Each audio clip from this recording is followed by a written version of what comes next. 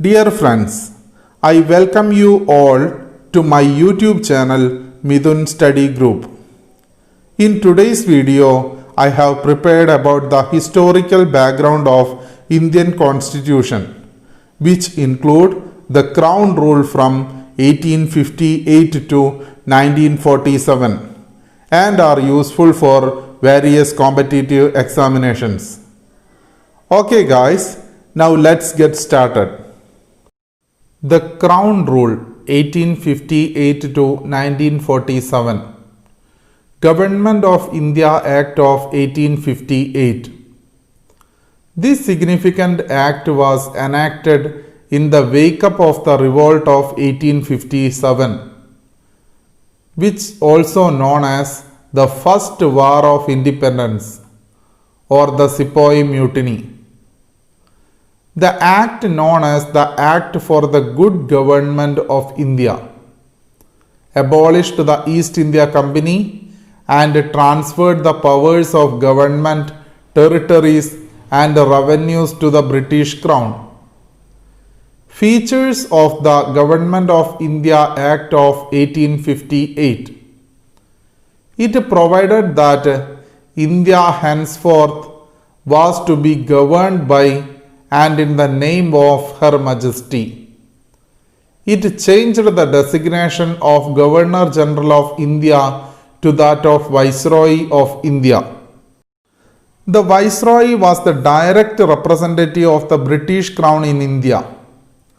Lord Canning thus became the first Viceroy of India. It ended the system of double government by abolishing the Board of Control and the Court of Directors. It created a new office, Secretary of the State for India, vested with complete authority and control over Indian administration. The Secretary of the State was a member of the British Cabinet and was responsible ultimately to the British Parliament. It established a 15-member Council of India to assist the Secretary of the State for India. The Council was an advisory body. The Secretary of the State was made the Chairman of the Council. It constituted the Secretary of the State in the Council as a body corporate, capable of suing and being sued in India and in England. The Act of 1858 was, however, largely confined to the improvement of the administrative machinery, by which the Indian government was to be supervised and controlled in England. Indian Councils Act of 1861, 1892 and 1909. After the Great Revolt of 1857, the British government felt the necessity of seeking the cooperation of Indians in the administration of their country. In pursuance of this policy of association, 3 acts were enacted by the British Parliament in 1861, 1892 and 1909.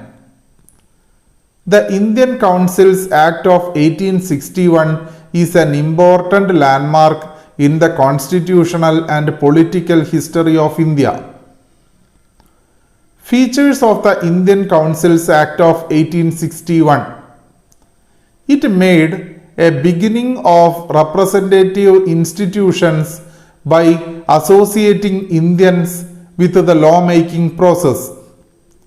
It thus provided that the Viceroy should nominate some Indians as non-official members of his expanded council. In 1862, Lord Canning, the then Viceroy, nominated 3 Indians to his legislative council: the Raja of Benares, the Maharaja of Patiala, and Sir Dinkar Rao. It initiated the process of decentralization by restoring the legislative powers to the Bombay and Madras presidencies. It thus reversed the centralizing tendency that started from the Regulating Act of 1773 and reached its climax under the Charter Act of 1833. This policy of legislative devolution resulted in the grant of almost complete internal autonomy to the provinces in 1937. It also provided for the establishment of new legislative councils for Bengal, Northwestern Frontier Province and Punjab, which were established in 1862, 1866 and 1897 respectively. It empowered the Viceroy to make rules and orders for the more convenient transaction of business in the council.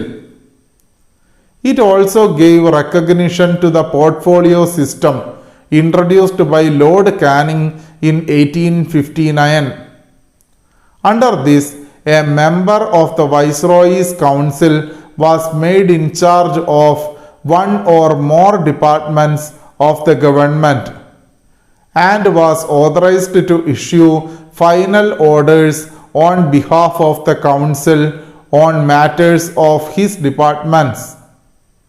It empowered the Viceroy to issue ordinances without the concurrence of the Legislative Council during an emergency. The life of such an ordinance was 6 months. Features of the Indian Councils Act of 1892. It increased the number of additional non-official members in the central and provincial legislative councils, but maintained the official majority in them. It increased the functions of legislative councils and gave them the power of discussing the budget and addressing questions to the executive. It provided for the nomination of some non-official members of the Central Legislative Council by the Viceroy on the recommendation of the Provincial Legislative Councils and the Bengal Chamber of Commerce, and that of the Provincial Legislative Councils by the governors on the recommendation of the district boards, municipalities, universities, trade associations, zamindars and chambers. The Act made a limited and indirect provision for the use of election in filling up of some of the non-official seats both in the central and provincial legislative councils. The word election was, however, not used in the Act. The process was described as the nomination made on the recommendation of certain bodies. Features of the Indian Councils Act of 1909. This Act is also known as Morley-Minto Reforms. Lord Morley was the then Secretary of the State for India and the Lord Minto was the then Viceroy of the India. It considerably increased the size of the legislative councils, both central and provincial. The number of members in the Central Legislative Council was raised from 16 to 60. The number of members in the Provincial Legislative Councils was not uniform. It retained official majority in Central Legislative Council, but allowed the Provincial Legislative Councils to have non-official majority. It enlarged the deliberative functions of the legislative councils at both the levels. For example, members were allowed to ask supplementary questions, move resolutions on the budget, and so on. It provided for the first time for the association of Indians with the executive councils of the Viceroy and governors.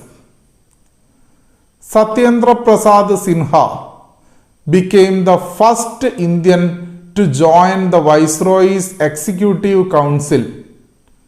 He was appointed as the law member.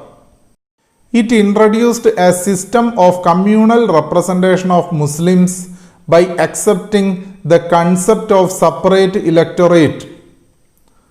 Under this, the Muslim members were to be elected only by the Muslim voters. Thus, the Act legalized communalism, and Lord Minto came to be known as the father of communal electorate. It also provided for the separate representation of presidency, corporations, chambers of commerce, universities, and zamindars. I hope this video is useful for you. Thank you so much for watching. See you next time, and please don't forget to subscribe my channel. Thank you.